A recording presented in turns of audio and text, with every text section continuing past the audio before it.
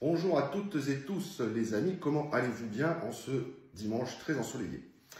Aujourd'hui je vais vous parler des émotions négatives attachées à un traumatisme quelconque de n'importe quelle nature qu'il soit et de n'importe quelle date, qui est 5 jours, 5 ans, 10 ans, 20 ans, 50 ans, ce n'est pas un souci. En fait, dès que vous subissez un choc, c'est considéré dans votre cerveau comme un traumatisme avec des émotions négatives qui sont implantées au même moment que vous avez eu ce choc, ce traumatisme. Ça peut être un accident, ça peut être un attentat, ça peut être une agression, ça peut être un viol, ça peut être de l'injustice, ça peut être une trahison lors des relations amoureuses, ça peut être de l'humiliation tout simplement quand vous avez été toujours rabaissé pendant votre vie ou quand vous étiez enfant, qu'on vous rabaissait, qu'on vous humiliait en vous disant que vous ne seriez jamais bon à rien et vous ne feriez rien d'autre dans votre vie. Ça peut être la comparaison à quelqu'un d'autre, un membre de la famille qui est toujours meilleur que vous malgré les efforts que vous faites, ainsi de suite. Ça peut être lors des déceptions amoureuses, ça peut être lors d'injustices, et ainsi de suite. Évidemment, tout ceci ramène aux 5 fameuses blessures de l'âme, qui sont la trahison, le rejet, l'abandon, l'humiliation, l'injustice. On les a toutes forcément depuis l'enfance, sauf l'humiliation. Ce n'est pas obligé, tout le monde ne l'a pas reçu, mais on peut l'avoir après l'enfance. Mais il faut savoir que de toute façon, ces traumatismes, ces blessures sont pendant la petite enfance. Que vous en ayez conscient ou pas, malgré tout, ça a implanté dans votre cerveau. Et bien sûr, l'enfant intérieur qui, même quand vous êtes adulte, c'est votre petit enfant qui réagit émotionnellement à la place de l'adulte qui devrait prendre ses responsabilités. C'est le petit enfant à vous qui aurait eu besoin d'un parent comme vous et qui réagit à votre place.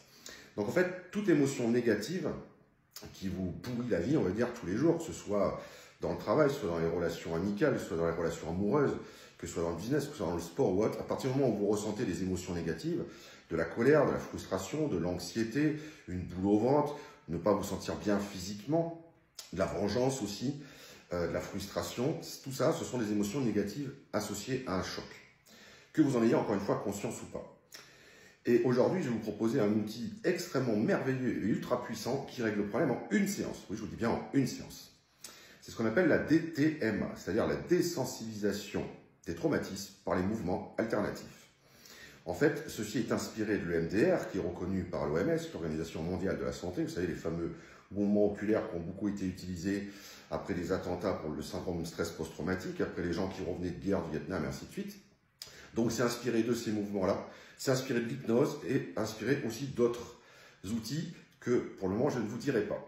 Donc, en fait, quand je reçois un client, il n'est pas fondamental et nécessaire que la personne connaisse l'origine de son traumatisme. Elle vient simplement parce que, voilà, elle ressent une émotion, elle ressent quelque chose qui n'est pas bien, ou alors elle n'a pas fait le deuil d'une relation, elle n'a pas fait le deuil d'un décès, et ainsi de suite, elle s'en veut, elle se sent coupable ou autre. Mais ça, c'est ce qui se dit mentalement, effectivement, en arrivant. En fait, surtout, la personne perçoit un mal-être, une émotion négative en elle. Ça peut être le stress, ça peut être la boule au ventre, ça peut être de se trouver dans des situations de fuite, ça peut être la peur, ça peut être la panique, ça peut être des phobies. Et tout ceci, bien sûr, le corps nous le dit, et donc on le reçoit comme ça. On le perçoit comme ça, et on le perçoit aussi dans des situations qu'on retrouve, le rejet, l'abandon, les blessures, les relations, toujours les mêmes types de relations, toujours la peur d'être abandonné, la peur de l'amour, et ainsi de suite. Tout ça, c'est enfoui fondamentalement en nous. Alors la personne n'a pas forcément besoin d'avoir conscience de d'où ça vient et de quand ça vient. Donc on va travailler là-dessus par rapport aux émotions, par rapport à l'image négative et la phrase négative qui se dit, et on va implanter à la place au cerveau une phrase positive, et on va jouer là-dessus avec des mouvements alternatifs. Parce qu'en fait, quand vous avez un choc, n'importe quel choc, vous êtes témoin d'un accident de la route, vous avez eu un accident de la route, déjà c'est un traumatisme. Vous avez peut-être été victime d'un accident de la route, et au niveau de la justice, ça s'est mal passé parce que finalement, on ne vous a pas défendu correctement, ou l'avocat ne vous a pas défendu correctement, vous n'avez pas obtenu ce que vous voulez. Donc ça, c'est de l'injustice. Donc c'est déjà ça un traumatisme, et en plus il y a le traumatisme d'avant de l'accident de la route. Donc là en plus il y a 2 traumatismes à travailler. Sachant que dans une séance, on travaille un traumatisme à la fois, qui peut entraîner par contre plusieurs émotions. Donc on travaille sur un traumatisme et plusieurs émotions reliées à ce traumatisme. S'il y a un autre traumatisme secondaire, on le fait sur une autre séance pour pas que le cerveau soit non plus trop paniqué. Donc on va travailler sur ces émotions-là. Et si la personne n'a pas souvenir de pourquoi elle se sent comme ça, pourquoi elle se sent pas bien, pourquoi elle a toujours des relations de merde, pourquoi ça ne va pas dans son boulot, pourquoi on lui ment tout le temps, enfin voilà. On va, avec l'anamnèse, arriver dessus, on va chercher l'émotion négative et on va travailler dessus. Parce qu'en fin de compte, finalement, c'est comme si vous étiez dans une prison depuis 50 ans. Dans cette prison psychologique, vous savez que ça vous pourrit la vie, ou 30 ans, ou 20 ans, ou 10 ans, vous savez que ça vous pourrit la vie. Vous êtes dans cette prison. L'important, c'est de trouver la clé pour sortir de la prison. D'accord? Pas savoir comment on fait pour sortir de la prison. L'important, c'est d'avoir la clé et de sortir de la prison. Et d'ailleurs, même pas avoir besoin de savoir pourquoi vous étiez dans cette prison. Le principal, c'est d'en sortir et retrouver votre liberté. Donc la DTMA, en une seule séance, va pouvoir favoriser le déblocage de ces émotions négatives.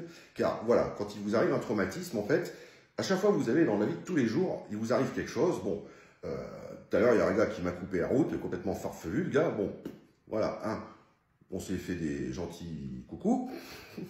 Voilà, vous avez compris? Dans 3 jours, je m'en foutrai. Parce que tout ça, c'est envoyé au cerveau. Je n'ai pas une émotion spécialement négative à ce moment-là. Le cerveau l'analyse, l'hippocampe et l'amygdale. Ça, je vous ferai un cours là, prochainement là-dessus, comment ça fonctionne. Et paf, c'est parti.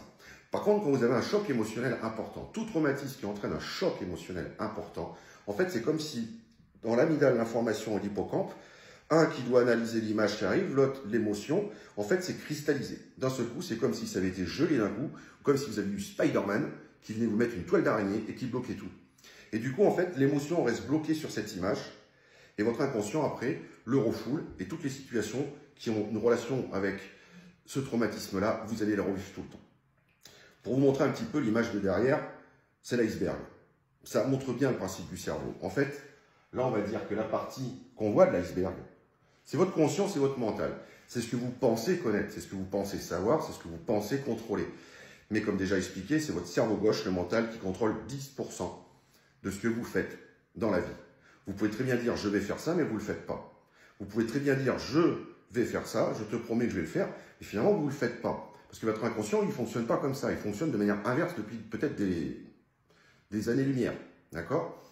Et tout est ainsi. Vous pouvez dire « je vais arrêter de faire ci » ou « demain, je vais entreprendre ça », et vous ne le faites pas. Ça, c'est le principe de la procrastination. Je dis, mais je ne fais pas. Et vous n'êtes pas congruent entre vos pensées et vos actions. Là, déjà, c'est un très mauvais décalage pour le fonctionnement de votre cerveau. Et votre confiance en vous également. La DTMA travaille aussi sur la confiance en vous. Petite parenthèse, un client peut très bien venir me voir simplement parce qu'il n'a pas confiance en lui. Et là, on va pas forcément chercher les raisons. On va aller travailler sur l'origine inconsciente de pourquoi il n'a pas confiance. Et souvent, on revient à la blessure d'humiliation, injustice, le rejet, l'abandon, ou la mère qui vous a mal élevé, qui vous a pas donné l'amour que vous vouliez, et ainsi de suite. Ou qui vous a rejeté, ou qui vous a humilié tout le temps devant tout le monde. Et donc, ça, c'est votre partie consciente, on va dire, hein, le cerveau gauche, que vous pensez contrôler, ce que vous vous dites tous les jours, ce que je me dis en ce moment, et qui fait que vos ondes cérébrales sont en ondes bêta. Mais ce qui contrôle votre vie, et que vous le vouliez ou pas, que vous le compreniez ou pas, que vous soyez d'accord ou pas, toutes les neurosciences vont de toute façon dans ce sens, que ce soit l'hypnose, la sophrologie, toutes les thérapies brèves, tout le monde est d'accord là-dessus, d'après les dernières, parce qu'il y a de plus en plus d'études sur le fonctionnement du cerveau et les neurosciences, n'est-ce pas? Eh bien, ça, c'est votre inconscient et votre subconscient. Et c'est lui qui gère tout. Et ça, vous n'y avez pas accès mentalement. Vous êtes incapable d'y avoir accès mentalement. Moi-même, pour le moment, je suis incapable d'y avoir accès mentalement. Donc, il faut aller chercher là-dedans ce qui bloque, ce qui vous gêne, sans forcément connaître l'origine, mais remettre, en fait, réparer un peu le cerveau. Dans le cadre des chocs émotionnels, des traumatismes avec la DTMA, en fait, on va réparer le cerveau et on va remettre en fonction et on va débloquer l'émotion négative par rapport à une image négative. Alors, on ne change pas le passé, ça, personne ne peut le faire. Hein. On n'est pas magicien, on n'est pas Harry Potter, on n'est pas de la sorcellerie, même les sorciers n'y arrivent pas. Donc ça, on ne change pas le passé. Ça, il faut être clair.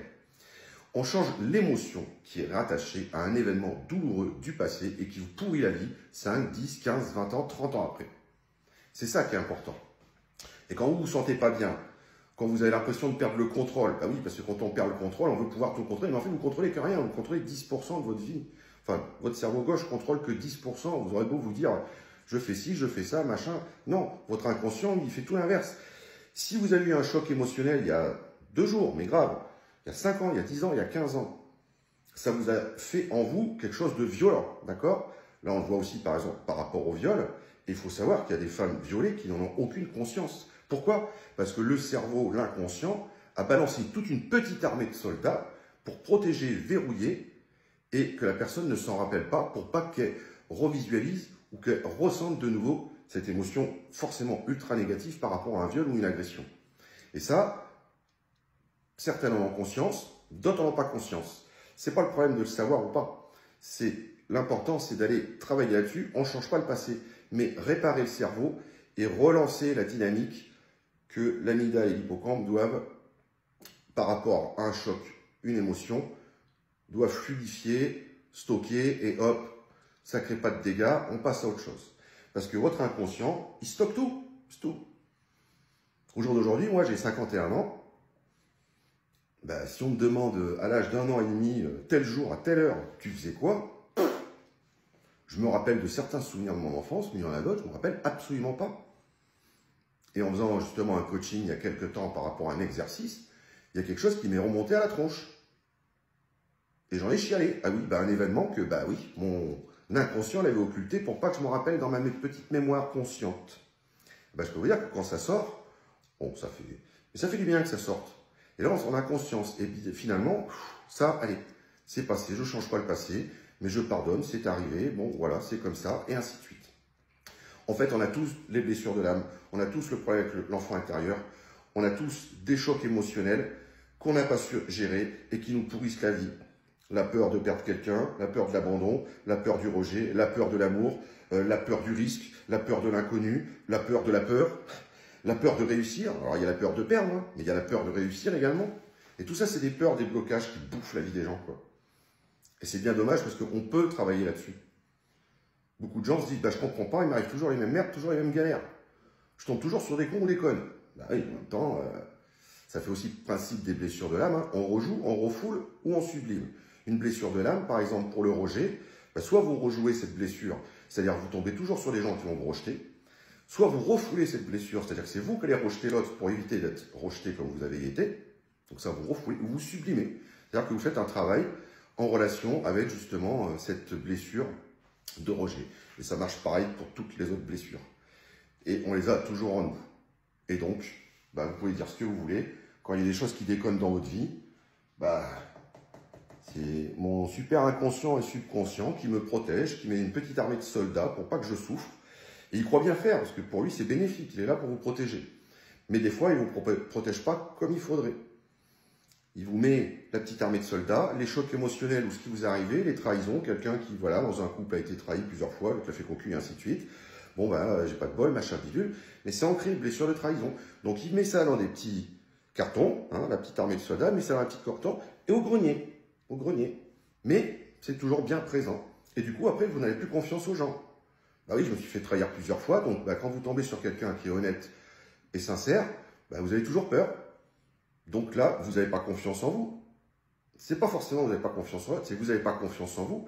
Et vous, votre inconscient vous suggère qu'il va vous arriver la même tuile. Mais pas forcément. Pas forcément. Il y a des gens merveilleux sur cette terre. Il n'y a pas que des anges. Bon dimanche. Voilà, donc la DTMA, ce qui est génial, on peut le faire en visioconférence, donc on n'a pas besoin d'être présent. Les exercices que je vous fais faire, je peux vous expliquer comment faire en visioconférence, les tapotements et ainsi de suite, les mouvements oculaires et ainsi de suite. Donc on peut le faire à distance, on peut le faire bien sûr en présentiel, c'est beaucoup mieux, dans un cadre agréable, où je peux vous recevoir dans un cadre agréable et chaleureux, où tout est fait pour la détente et le confort. Et en une séance, je vous dis, 99% des traumatismes qui datent d'hier, il y a 5, 10, 15, 20, 30 ans, est réglé, que vous ayez conscience ou pas de ce traumatisme. Là, on ne fait pas de l'hypnose régressive. Après, si vraiment je constate qu'il y a un blocage, j'ai d'autres techniques, moi aussi, dans mes cartons, pour aller chercher l'origine de ce traumatisme. Et ça, voilà, c'est des plus. Voilà pour ce qui est de la DTMA. Si ça vous intéresse, n'hésitez pas à me poser des questions. N'hésitez pas à aller de l'avant et régler vos traumatismes qui, de toute façon, quoi que vous fassiez en disant « ça va aller, maintenant c'est mieux, ça va aller », c'est pas vrai. Tout est stocké. Tant que vous n'avez pas fait un balayage, un reset, comme on dit, d'un accident, d'un traumatisme, il sera toujours enfoui en vous et vous aurez toujours des problématiques derrière. Et ça, c'est une certitude.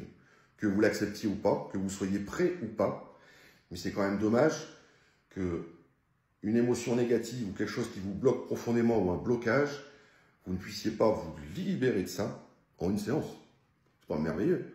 Là, on ne vous parle pas de psychothérapie pendant Tataouine les pains. Une séance. Pour ça, au moins. Voilà, donc si vous avez des questions, n'hésitez pas à me contacter. Et je dirais encore, comme d'habitude, que votre lumière à vous intérieure, qui est dans l'obscurité pour le moment, puisse s'émerger, vous illuminer et effacer définitivement vos peurs, vos blocages, pour que vous puissiez vivre une vie merveilleuse et être la meilleure version de vous-même et casser tous ces schémas que vous aviez auparavant. Je ferai d'autres vidéos pour des cas plus pratiques d'exemples sur la DTMA, sur les schémas répétitifs par exemple, sur les blessures de l'âme, sur l'environnement et ainsi de suite, et sur la confiance en soi. En tout cas, voilà, n'hésitez pas à me poser des questions. Je vous souhaite une très bonne journée, un très beau dimanche ensoleillé et prenez soin de vous. À bientôt les amis.